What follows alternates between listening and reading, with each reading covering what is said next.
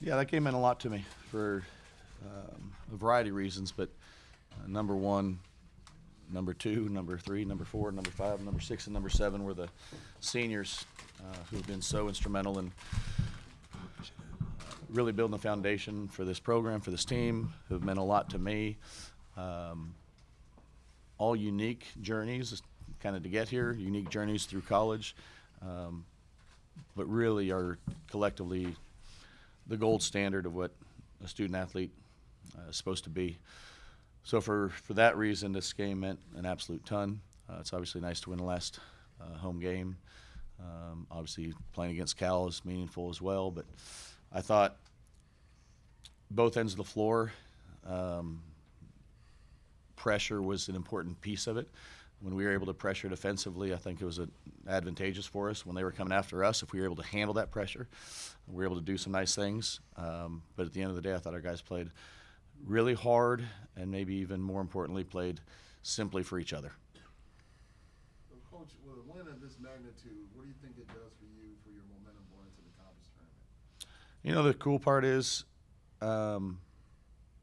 number one is I believe you build momentum in a tournament once you get there, and I think we're going to kind of have that mindset of try and play great the first game and build momentum. But our team has struggled of late,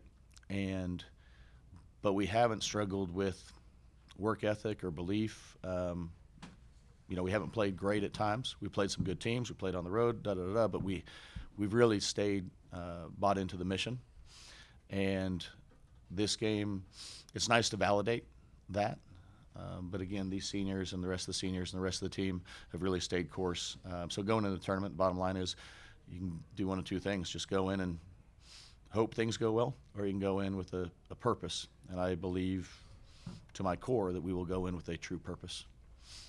Talk about what you guys got from, I mean, obviously the starting lineup is a function of senior day, of course, but it looked like Michael Jones did some nice things as a ball handler. Just talk about what you saw from him in that realm and how that kind of helped maybe steady things in some respects. Yeah, he's been playing a little bit more at the point guard position in the last couple of weeks. Really become comfortable with the ball in his hands, with quickness on him. It's a pretty tall lineup we had out there, to say the least. But I thought offensively, early on, there was simply an intent to get the best shot for the team and be strong with the basketball. And I think that fed kind of through the rest of the team for the rest of the game. So I love the way they came out there, look offensively, but also defensively. I thought we made some nice stands early. Spencer, you missed the last couple of games. Can you talk about what it meant for you to be ready to come back and play tonight? Yeah, I mean that was kind of the reason I missed the last couple games. Give my wrist has been bugging me all year. A little bit of rest and get ready for this final push. And so I knew I had to come out here with some energy, and I did, and kind of invigorated the rest of the team. And this is how we can play when we're at our best. And so we got to keep striving to be like this. Jerod, awkward question, but I got to ask. Yeah. I'm sure you know the situation surrounding you and the program. Yeah. Did you take any extra time today to kind of soak in that this might be the last time you're the head coach here at Stanford? No, and look, the reality is, I know there was a local article today, and which is fine. The reality is, I'm pretty good at being laser focused, kind of on the moment, and with these guys, and I understand. I don't know what the word would be, noise or comments and opinions. I can compartmentalize things pretty well. I do think it's great to have a program and to build a program in today's day and age. There's so many components to that, and it's nowadays it's things like NIL and transfers, so it was never really a thing in the past. But it's also so many things. Like we had a great home court advantage today. That's a big deal.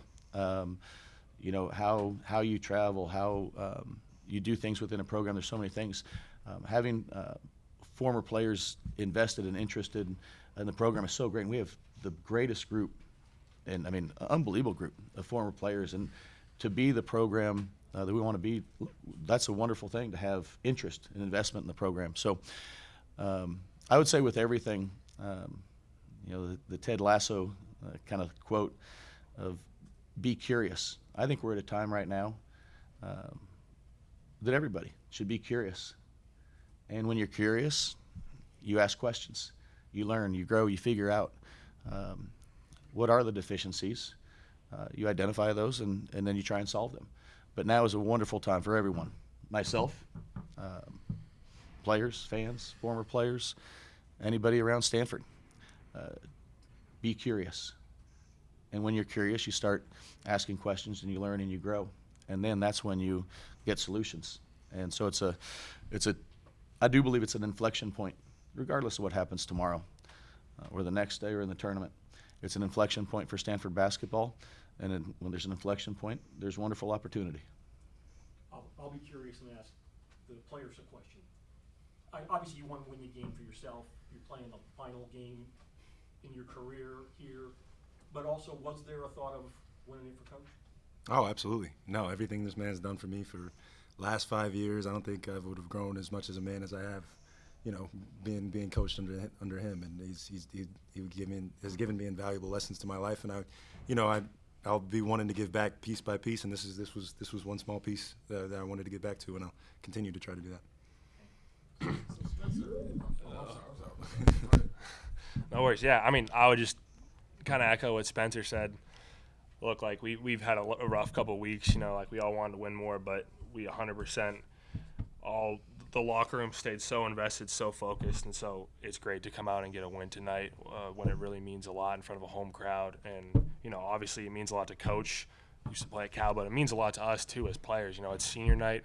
It means a lot to me for myself, but it also means so much to me for the other dudes that are seniors. I mean, Spencer Jones invested so much in this program, has led me as his teammate to so many wins. So it means so much more. Even Roy Juan and Josue Gil Silva, getting to see them get in the game because we were up that much at the end. Stuff like that really means a lot to us as players. All right. So Spencer, what went through your mind when you stepped off that court? Looking at the 5 years you've been here, and what are some of the memories that you have, and what will you take with you on your journey afterwards?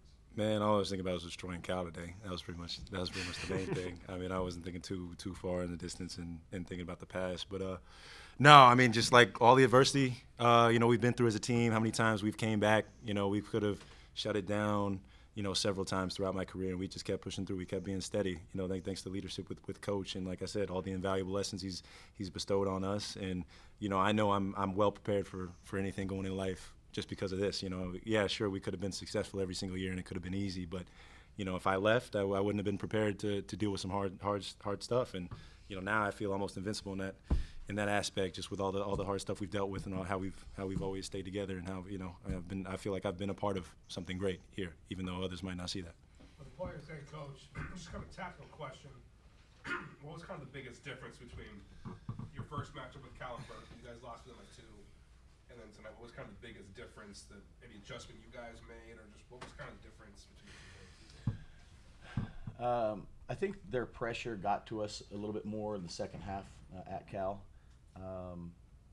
Our decision making, our be able to play through contact wasn't quite as good in that game. I actually didn't think we played a bad game when we played at Cal. A couple things, flipped the script and you win a big time game. So it wasn't. Again, I didn't feel after the Cal game at their place that it was lack of effort, but there's a lack of making plays, and it's a variety of things. But I think their pressure bothers us there more than it did here. And then tonight we did shoot the ball well, but I think there's really a balanced attack offensively. James, you had kind of a unique experience at Stanford, playing 5 years and walking away with 2 degrees. Can you talk about what this has meant to you? Yeah, it's been life-changing on so many different aspects. From just like an interpersonal level, I mean, I've a bunch of teammates that are literally my best friends. I mean, I'm sure we'll hang out tonight and enjoy the win. And it's been incredible what Stanford, but specifically Stanford basketball, has created with me, like just on a friendship level with so many of the guys, even the guys that aren't in the program now anymore. Like they're some of my best friends. Academically, obviously, it's been awesome. It's part of the reason I came to Stanford is, it's a world-class university, and you play high major basketball, in the Pac-12, now the ACC. But it's been awesome. I really couldn't speak more highly of the university. Incredible people, incredible basketball program, incredible teammates, incredible coaches. I'm really just so thankful. I feel very blessed. Yeah, James, also, just what does it kind of mean to you to be part of kind of carry on the Stanford kind of tradition? Your dad played here. your sister played volleyball here as well. Just kind of what's it like being a part of a kind of a lifelong kind of Stanford fan, where it's so many people in your family, immediate have gone here and played here. Yeah. Yeah. I mean, it's cool for sure. So my mom played volleyball here as well, and I had 2 older sisters who are both 3-time national champions. So I am nowhere near the most successful Stanford athlete in my family. But, I mean, it's cool. It's fun to have them all in Maples tonight. My little sister plays at Duke. You know, we love her just the same. We cheer just as hard for her. You know, it's cool to have everyone at Stanford. But I mean, honestly, it's been just so amazing just having my family support me. You know, wherever I went to college, they would have supported me. So it's cool to continue the legacy of Stanford, and it's cool to have parents and siblings who made such an impact here. But at the same time, my family was going to support me regardless, I'd say. If you were to play volleyball, which position would you play? Middle, outside? Yeah, probably outside. I think I would have been pretty good. Yeah. All right. Real quick, I love the jacket. Me too. Even my dad said something about that jacket. My fraternity colors too. All right, but you talk about alumni supportive. I actually had a chance to talk to Brooke Lopez last night when they got blown out by the Warriors. But I asked him, I said, okay, segue away from this game. What do you feel about the big game tomorrow down in Stanford? And he said that he was really bummed out about what's happening to the Pac-12, but he was still supportive, and he would hope that somehow there'll be another incarnation of this conference. So there's people still out there, and he had his Stanford hat on too. So Here we go. Really showing his support. Yeah, pretty powerful moment right now, thinking that the Pac-12 logo needs to come off that court. Yeah. It's pretty sobering. Anything else? All right. No. All right. Thanks, you guys. Thank you. Thanks, bud.